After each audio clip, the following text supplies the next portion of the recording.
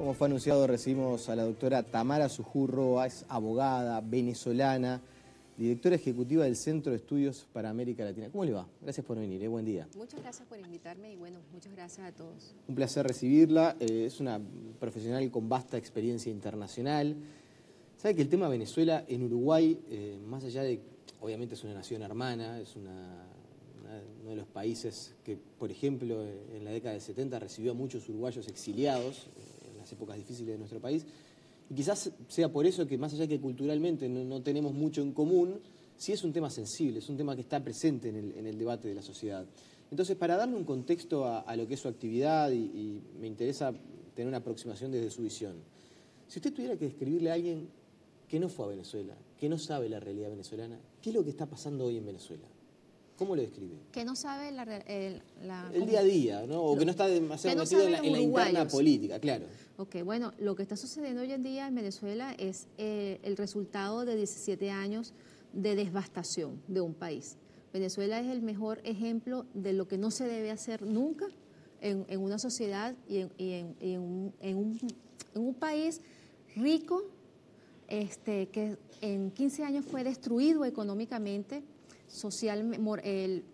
se trató de controlar moralmente y socialmente, y lo que estamos viviendo hoy en día es pues esa consecuencia, ¿no? De un proyecto de poder que llegó a Venezuela, porque no era un proyecto de país, no era para progresar, para el bienestar de los venezolanos, sino era para apoderarse de las instituciones del poder, como te estoy diciendo, para controlarlo, para controlar el dinero de los venezolanos y para tratar de controlar a la sociedad, que es lo que no han logrado. Eso es lo que no han logrado todavía. Hay mucha gente que dice, y coincide con esta visión de que es un periodo en realidad de tiempo, que esto no es que surgió ahora, más allá de que ahora quizás esté un poco más presente el tema de la violencia, del reclamo del calendario electoral. Ahora, también es que defienden el gobierno de Nicolás Maduro hoy, sobre todo el inicio del gobierno de Chávez, dicen, bueno, en verdad el chavismo debe haber sido el sector político más sometido a elecciones en los últimos años y que más elecciones ganó en América Latina. Mira, Chávez es el artífice de lo que nos está sucediendo. Chávez es quien ideó todo este sistema, no solamente de control, sino de represión. Y a través de la represión, ¿verdad?, controló las instituciones, la Fuerza Armada, el sistema de justicia, la Asamblea Nacional por muchos años, el sistema empresarial, la agricultura, es decir, todos los sectores de la sociedad lo trató de controlar y logró controlar en su mayoría, sobre todo el sector público, a través de una estructura de represión, que es lo que yo vengo denunciando, ¿no? Esa es mi denuncia, ¿no? Y no es que es ahora, no es que Nicolás Maduro es peor, es que Chávez era tan malo o más malo que Nicolás Maduro, porque el que ideó todo esto que estamos viviendo hoy en día, no solamente nosotros, también países de América Latina, ¿no?, que han sido abrazados por ese sistema. ¿No coincide entonces con esto de que Nicolás Maduro, hay mucha gente que dice, claro, Maduro no es Chávez, no tiene la habilidad política para conducir un país y por eso está pasando lo que está pasando? Maduro no tiene el encanto de serpiente que tenía Chávez, esa verborrea con el cual trataba de enamorar a las personas, hablaba, conversaba, reía, cantaba en los programas y agarraba la petrochequera y decía, ¿y tú cuánto necesitas? ¿Y quién más? Y vamos a hacer esto y vamos a hacer lo otro. Es decir, ese populismo con el cual encantó a los venezolanos, no lo tiene Maduro porque, bueno, primero son personas distintas, ¿no? Y segundo, porque como no tiene ese populismo, entonces se trata de mantener en el poder a través de la peor represión que estamos viviendo los venezolanos en 17 años. Él se mantiene en el poder a través de la represión, Nicolás Maduro en este momento. Y por supuesto, pues, porque no tiene la simpatía que tenía Chávez, la forma de dirigirse al pueblo que tenía Chávez, ¿no? La persona que nos acompaña hoy, uno puede poner su nombre simplemente en Google y saltan un montón de artículos en distintas partes del mundo porque usted ha estado denunciando en varios lugares, pero nada más ni nada menos que ante la Corte de La Haya, que existe una especie de régimen de torturas de parte del gobierno venezolano hacia distintos actores de la población, que usted dice no se inició solamente con la población civil, sino que, por ejemplo, en un primer momento fue también en efectivos militares. Sí. Yo denuncio en la Corte Penal Internacional. Estoy tratando de demostrar que en Venezuela han ocurrido torturas sistemáticas para el control político de la sociedad. Es decir, no son torturas que se ejecutan normalmente o que se denuncian en cárceles comunes o que nosotros escuchamos en otros países que suceden con presos, ¿no? No, son torturas políticas, son torturas ejecutadas contra personas en la sociedad civil venezolana para el control de la sociedad. ¿Y qué tipo de torturas? Todo tipo de torturas. Yo te cuento por qué digo que son sistemáticas, porque son ejecutadas por todos los organismos de seguridad, todos. Fuerza Armada Nacional, Policía Nacional, Policía Regional, organismos de inteligencia, tienen el mismo patrón, tienen un guión para ejecutarlas. Van desde torturas de descargas eléctricas, de colgamientos, de asfixias mecánicas, de golpes hasta hacer desfallecer a las personas. El 70% de los casos de torturas en Venezuela tienen torturas sexuales, tortura de desnudamiento, de violación, de actos lascivos y de intento de violación. Eso te dice el morbo con el cual el funcionario actúa contra la víctima. Y son sistemáticas porque además son para intimidar a la víctima, para castigarla más aún del hecho de tenerlo detenido y para conseguir de la víctima testimonios falsos para implicar a oposiciones y líderes políticos. Esto ha ocurrido en 15 años. No es que está ocurriendo con Nicolás Maduro y este escándalo porque de torturas selectivas pasamos a torturas masivas y por eso han sido más escandalosas, ¿no? Ahora, disculpe que se lo pregunte así de esta manera, pero ¿usted tiene pruebas que el gobierno venezolano desnuda a una persona o intenta violarla para que, no sé, pongo el caso de quizás uno de los presos más emblemáticos, Leopoldo López, o sea, ¿existe un régimen de torturar a las personas para que hayan testimonios falsos para implicar a presos políticos? Hasta hace 5 días. ¿Y tiene pruebas de eso? Pero claro, las víctimas son los propios denunciantes. Son esos muchachos, esas personas que están siendo torturadas, que se presentan en los tribunales cuando los presentan y cuentan lo que les han hecho. Además de que lo cuentan, hay exámenes médicos forenses, hay personas que han escrito de puño y letra después de que los han torturado todo lo que le han hecho. Es decir, eso está debidamente identificado, debidamente denunciado, ¿no? Y a ti a lo mejor te causa horror. Nosotros tenemos casos de otro que me faltó, porque digo que son sistemáticas, porque son aplicadas a toda la sociedad civil. No se salvan ni los niños, ni las niñas, ni los jóvenes, ni las mujeres, ni los hombres, ni los ancianos, ni las personas, ni las personas con discapacidad. Tenemos torturados que son sordos mudos, por ejemplo. Tenemos un Pero ¿y un niño para qué lo torturarían? Bueno, porque son ¿Qué puede decir un niño para incriminar a un preso político venezolano que lleve a que lo torturen? Es muy grave lo que está diciendo. Claro que es muy grave, pero es que es muy grave lo que nos está sucediendo, es muy grave lo que nos está pasando. Y eso es lo que yo quiero denunciar y por eso mi gira, ¿no? En el año 2014 nosotros supimos que el gobierno venezolano estaba dispuesto a matar a nuestros muchachos en la calle, con tiros en la cabeza. Y eso fue lo que denunciamos las ONGs. Y no solamente estaba dispuesto a matar a nuestros jóvenes, estaba dispuesto a dispararles en las piernas, en el cuerpo, causarles deformación, causarles lesiones que perduran en el tiempo. Y además estaba dispuesto a torturar a niños, a jóvenes. Tenemos casos de torturados de niños de 14, 15 y 16 años. Niños que fueron introducidos en una tanqueta durante 48 horas y en esa tanqueta los pisaron, los desnudaron, les hicieron comer excrementos. 48 horas en una tanqueta, 7 muchachos menores de edad en el año 2014. Tenemos el caso, por ejemplo, para ponértelo en el estado Táchira, de una madre con su hija que fue capturada con 30 personas más en estas torturas masivas que han ocurrido en Venezuela, donde un grupo de personas son torturadas uno delante de los otros, y a la madre la desnudaron, le pusieron los pies en agua, le pusieron electricidad y pusieron a la hija a ver cómo torturaban a la madre. Y eso no está ocurriendo en las dictaduras de los años 70, en Chile y en Argentina y en Uruguay, no. Eso está ocurriendo en Venezuela actualmente. Al día de hoy está ocurriendo esto, ¿no? A través de las redes sociales muchas veces llegan videos que reflejan situaciones de mucha violencia, porque es la realidad. Uno puede acceder, claro, desde el exterior uno trata de tener mucho cuidado con que se muestre y que no, porque hay que tener en cuenta que algunos de esos videos pueden no ser fiables. Está el tema de si acontecieron ahora o si en realidad sucedieron hace algunos años. hay que tener cierto cuidado al momento de manejar la información de manera pública. Usted está haciendo una denuncia que, insisto, me deja realmente estupefacto, vamos a decir, o sea, es realmente duro lo que usted está denunciando. Ahora, también yo tengo que contrastarlo con, por ejemplo, lo que está pasando. Uno visualiza, o sea, la semana pasada hubo manifestaciones todos los días, y hay veces que se hacen recuentos, que muchas veces lo hace la Fiscalía venezolana, entonces se habla de 28 muertos y uno no sabe realmente qué es lo que se mete ahí en la bolsa.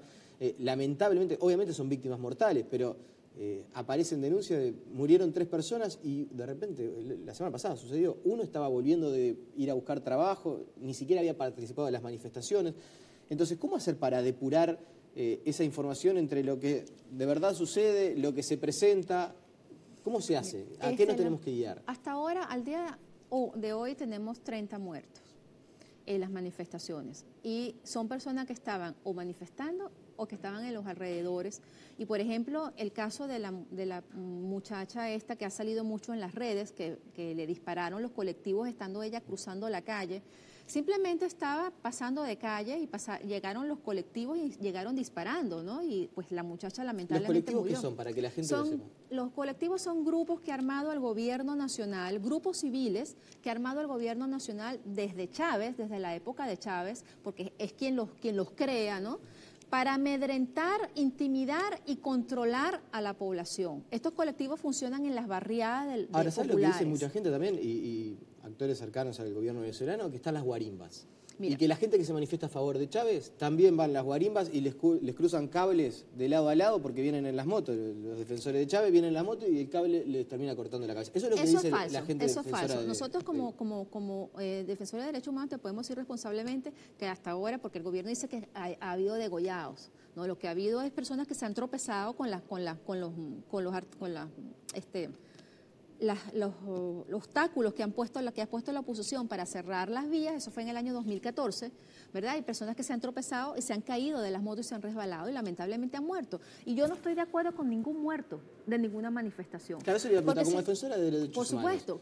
Como si tú estás viviendo... ¿No hay una valoración distinta sobre los muertos de uno y otro lado? No lo hay. Todos son venezolanos y todos nos duelen. Lo que sí hay es una agresión y una instigación constante del gobierno venezolano para que los venezolanos nos enfrentemos. Porque si tú le quitas al venezolano el derecho, primero a manifestar, el derecho a elegir y ser elegido, tú le quitas el derecho a la alimentación, a la seguridad personal, a la vida. Un venezolano muere cada 20 minutos víctima del AMPA. Un venezolano muere cada 20 minutos. Para que nos está mirando el AMPA y la delincuencia. De la delincuencia. Tenemos hoy en día el 70% de la población venezolana vive en estado de pobreza y el 55% en pobreza extrema.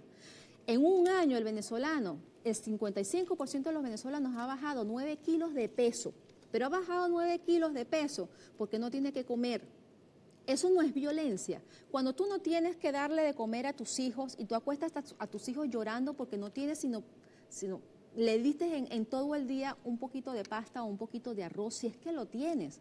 Porque se han muerto niños por desnutrición infantil, porque se han muerto niños por medicina. Cuando tú no tienes para darle lo básico a tu hijo, que es garantizarle la vida y la salud, eso no es violencia.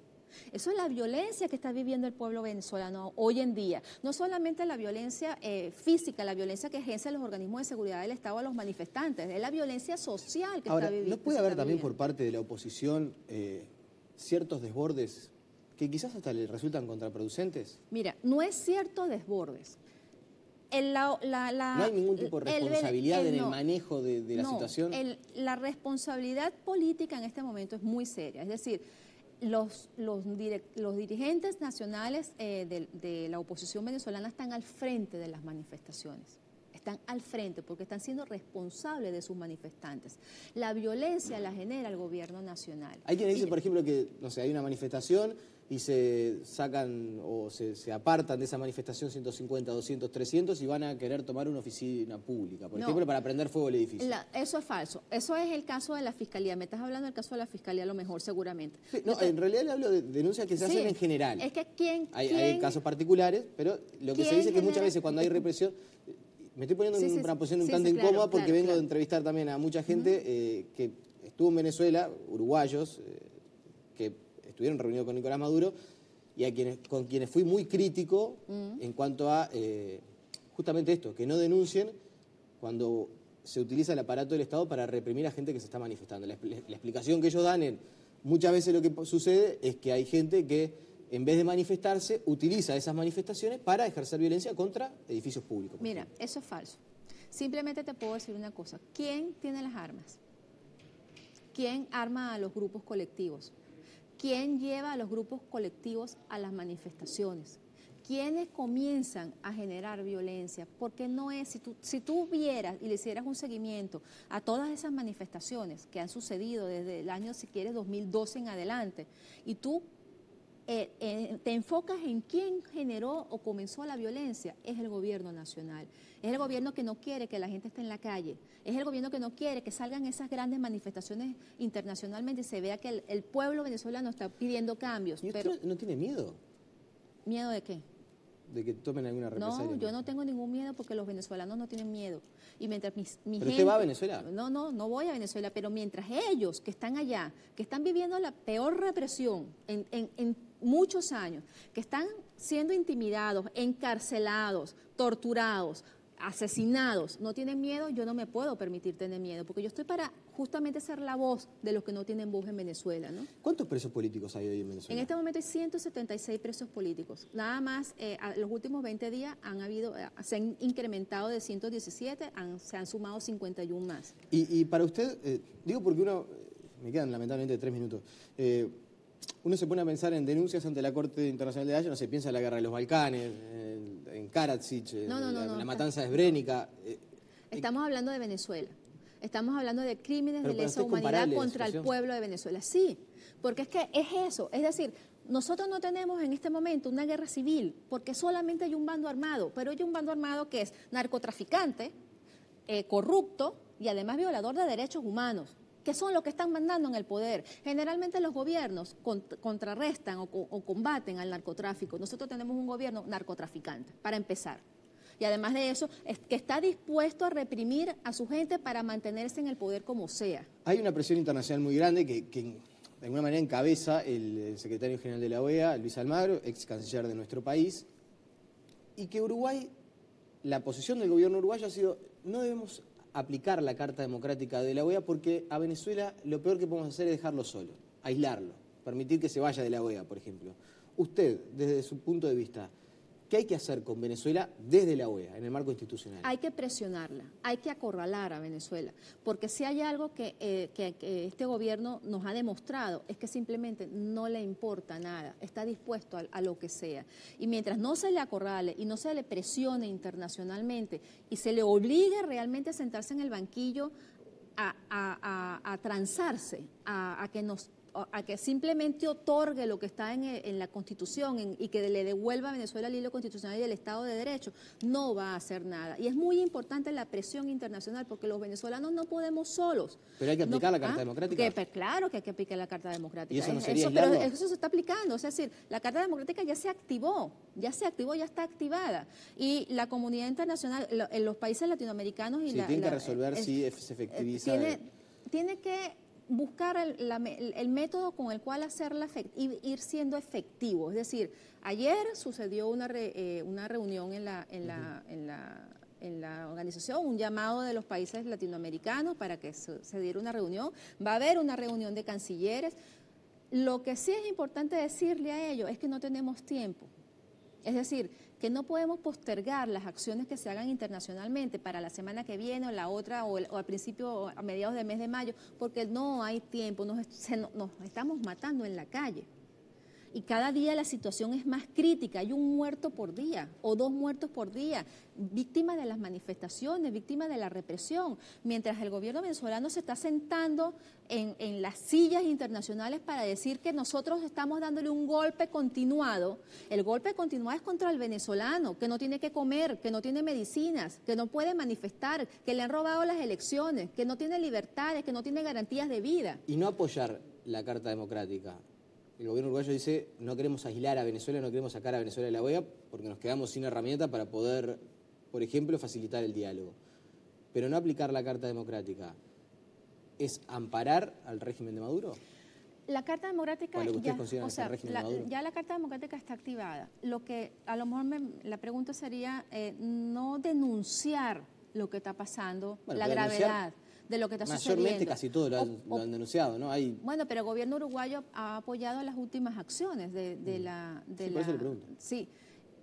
El hecho de que todavía haya países como Nicaragua, como Ecuador, como Bolivia, como países del Caribe, que simplemente se abstienen o que simplemente votan en contra, es porque mi pregunta sería, ¿de qué lado de la historia quieren estar? ¿Del lado de la historia del pueblo venezolano que está luchando por su democracia y por su libertad? ¿O del lado de los dictadores, de los narcotraficantes, de los que algún día van a ser enjuiciados en cortes internacionales y nacionales por violadores de derechos humanos? Así termina esta historia. Así Con que, Maduro enjuiciado en La Haya. A mí, mi historia termina... Además, enjuiciado ya no, está. De alguna manera, no. al usted presentar una denuncia, hay un trámite abierto, pero termina con una condena esto. Mi historia termina con la justicia. Con justicia para las víctimas y con una Venezuela en paz, en democracia y con progreso para todos los venezolanos. Esa es mi historia. Tamara Sujurroa, le agradecemos por su presencia esta mañana aquí en la entrevista. Muchas gracias. Que Muchas pase muy gracias a bien, ustedes. La pausa y seguimos con más noticias.